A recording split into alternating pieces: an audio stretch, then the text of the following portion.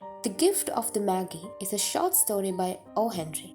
The story tells of a young husband and wife and how they deal with the challenge of buying secret Christmas gift for each other with very little money. The Gift of the Magi. O. Henry is the pseudonym of the American short story writer William Sidney Porter. He was born in 1862 in North Carolina. He worked in a drug house and as a teller in a bank. He was sentenced to 5 years imprisonment because of the shortage of funds in the bank. After 3 years, he was released. While in prison, he published 14 short stories. The prison guard, O.Henry, lent him his name. He wrote under the name to keep his identity hidden as he was a convict. In 1910, at the age of 48, Porter died of tuberculosis. Cabbage and Kings is his first book. It consists his Latin American stories. The 4 million contains his New York stories. He took up many occupations. He wrote 381 stories. Other collections of his stories are Heart of the West, The Voice of the City, Roads of Destiny.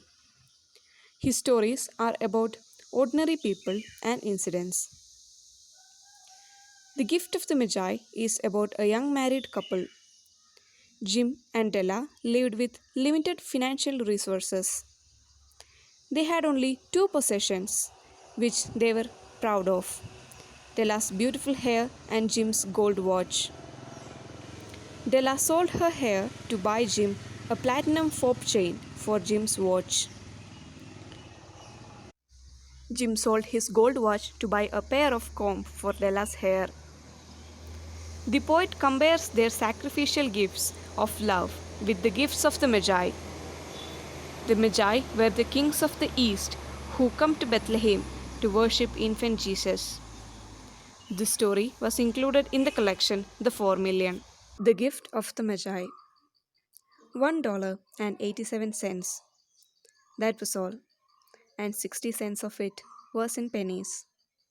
Pennies saved one and two at a time by bulldozing the grocer and the vegetable man and the butcher until one's cheeks burned with the silent imputation of parsimony that such close dealing implied. 3 times Della counted it, $1.87, and the next day would be Christmas.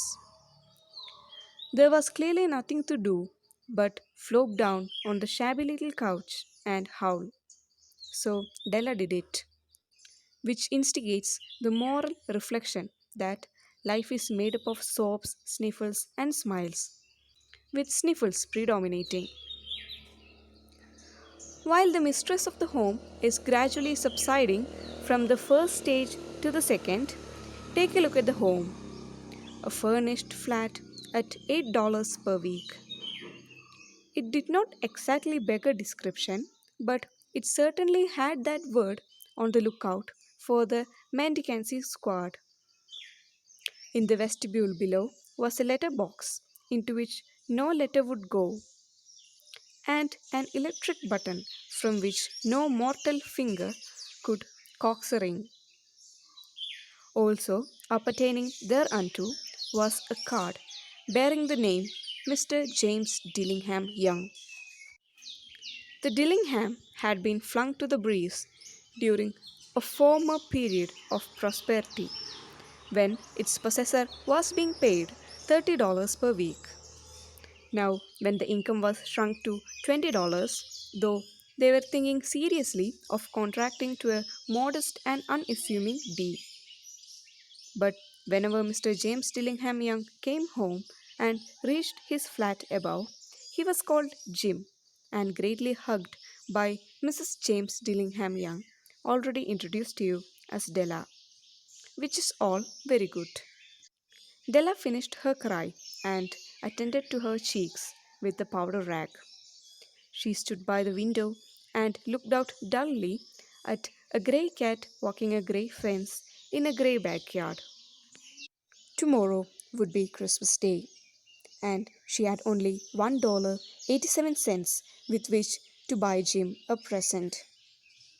She had been saving every penny she could for months with this result. $20 a week doesn't go far. Expenses had been greater than she had calculated. They always are. Only $1.87 to buy a present for Jim. Her Jim. Many a happy hour she had spent planning for something nice for him. Something fine and rare and sterling. Something just a little bit near to being worthy of the honor of being owned by Jim. There was a pier glass between the windows of the room. Perhaps you have seen a pier glass in an $8 flat. A very thin and very agile person may, by observing his reflection in a rapid sequence of longitudinal strips, obtain a fairly accurate conception of his looks. Della, being slender, had mastered the art. Suddenly, she whirled from the window and stood before the glass. Her eyes were shining brightly, but her face had lost its color within 20 seconds.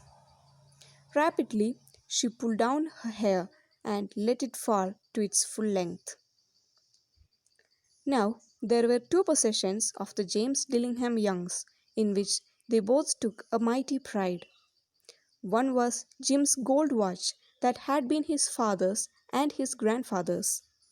The other was Della's hair.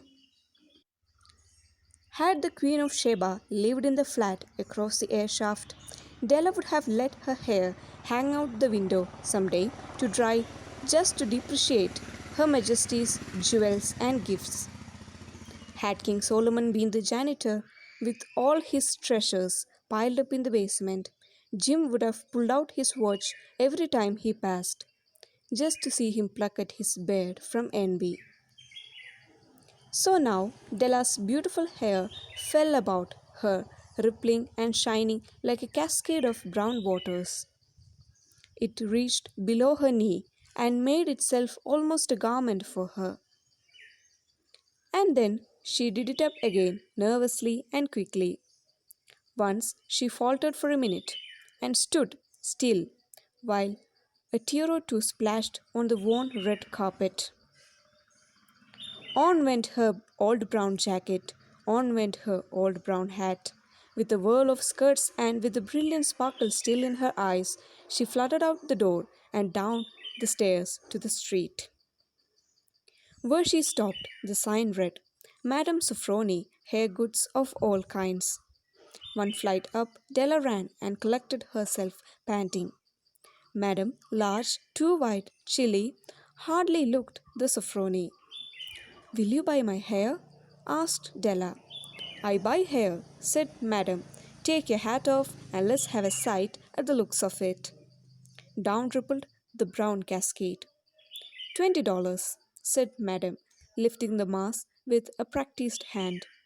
Give it to me quick, said Della. Oh, and the next 2 hours tripped by on rosy wings. Forget the hashed metaphor.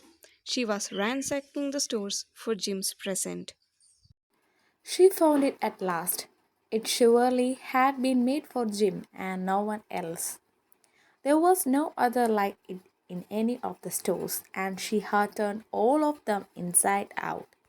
It was a platinum fob chain, simple and chaste in design, properly proclaiming its value by substance alone and not by meretricious ornamentation, as all good things should do. It was even worthy of the watch. As soon as she saw it, she knew that it must be Jim's. It was like him, quietness and value. The description applied to both. $21 they took from her for it, and she hurried home with the 87 cents. With that chain on his watch, Jim might be properly anxious about the time in any company. Grand as the watch was, he sometimes looked at it on the sly on account of the old leather strap that he used in place of a chain. When Della reached home for her intoxication gave way a little to prudence and reason. She got out her curling irons and lighted the gas and went to work repairing the ravages made by generosity added to love, which is always a tremendous task, dear friends, mammoth task. Within 40 minutes, her head was covered with tiny, close lying curls that made her look wonderfully like a truant schoolboy. She looked at her reflection in the mirror long, carefully, and critically. If Jim doesn't kill me, she said to herself, before he takes a second look at me, he will say, I look like a Coney Island chorus girl. But what could I do? Oh, what could I do with $1.87? At 7 o'clock, the coffee was made and the frying pan was on the back of the stove hot and ready to cook the chops. Jim was never late. Della doubled the fob chain in her hand and sat on the corner of the table near the door that he always entered. Then she heard his step on the stairway down on the first flight, and she turned white for just a moment. She had a habit for saying little silent prayer about the simplest everyday things. And now she whispered, please God, make him think I'm still pretty. The door opened, and Jim stepped in and closed it. He looked thin and very serious. Poor fellow, he was only 22, and it to be burdened with a family. He needed a new overcoat, and he was without gloves. Jim stopped inside the door, as immovable as a setter at the scent of quail. His eyes were fixed upon Della, and there was an expression in them that she could not read, and it terrified her. It was not anger, nor surprise, nor disapproval, nor horror, nor any of the sentiments that she had been prepared for. He simply stared at her fixedly with that peculiar expression on his face. Della wriggled off the table and went for him. Jim, darling, she cried, don't look at me that way. I had my hair cut off as all because I couldn't have lived through Christmas without giving you a present. It will grow out again. You won't mind, will you? I just had to do it. My hair grows awfully fast. Say Merry Christmas, Jim, and let's be happy. You don't know what a beautiful, nice gift I had got for you. You have cut off your hair? Asked Jim, laboriously, as if he had not arrived at that patent fact yet, even after the hardest mental labor. Cut it off and sold it, said Della. Don't you like me just as well? Anyhow, I am me without my hair, ain't I? Jim looked about the room curiously. You say your hair is gone? He said with an air almost of idiocy. You needn't look for it, said Ella. It's sold, I tell you, sold and gone too. It's Christmas Eve, boy. Be good to me, for it went for you. Maybe the hair of my head were numbered. She went on with sudden serious sweetness. But nobody could ever count my life for you. Shall I put the chops on, Jim? Out of his trance, Jim seemed quickly to wake. He unfolded his Della. For 10 seconds, let us regard with discreet scrutiny some inconsequential object in the other direction. $8 a week or $1 million a year. What is the difference? A mathematician or a wit would give you the wrong answer. The Magi brought valuable gifts, but that was not among them. This dark assertion will be illuminated later on. Jim drew a package from his overcoat pocket and threw it upon the table. Don't make any mistake, Del, he said, about me. I don't think there's anything in the way of a haircut or a shave or a shampoo that could make me like my girl any less. But if you will unwrap that package, you may see why you had me going at wild at first. White fingers Annabel tore at the string and paper, and then an ecstatic scream of joy, and then, alas, a quick feminine change to hysterical tears and wails, necessitating the immediate employment of all the comforting powers of the lord of the flat. For there lay the set of combs, side and back, that Della had worshipped long in her Broadway window. Beautiful combs, pure tortoise shell, with jewel rims, just the shade to wear in the beautiful varnished hair. They were expensive combs, she knew, and her heart had simply craved and yearned over them without the least hope of possession. And now they were hers, but the tresses that should have adorned the coveted adornments were gone. But she hugged them to her bosom, and at length she was able to look up with the dim eyes and a simple say, "My hair grows so fast, Jim." And then Della leaped up like a little singed cat and cried, "Oh, oh!" Jim had not yet seen his beautiful present. She held it out to him eagerly upon her open palm. The dull precious metal seemed to flash with the reflection of her bright and ardent spirit. "Isn't it a dandy, Jim? I hunted all over town to find it. You'll have to look at the time 100 times a day now. Give me a watch. I want to see how it looks on it." Instead of obeying, Jim tumbled down on the couch and put his hands under the back of his head and smiled. "Dell," said he, "let's put out our Christmas presents away and keep 'em a while. They are too nice to use just at present. I served the watch to get the money to buy your combs. And now suppose you put the chops on." The Magi, as you know, were wise men, wonderfully wise men, who brought gift to the babe in the manger. They invented the art of giving Christmas presents.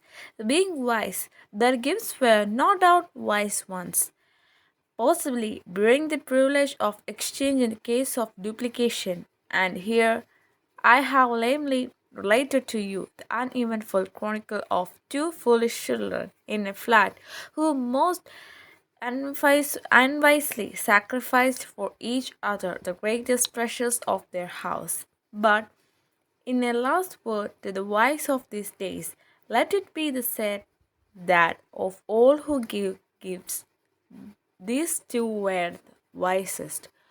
Oh, all who give and receive gifts, such as they are wisest, everywhere they are wisest, they are the Magi.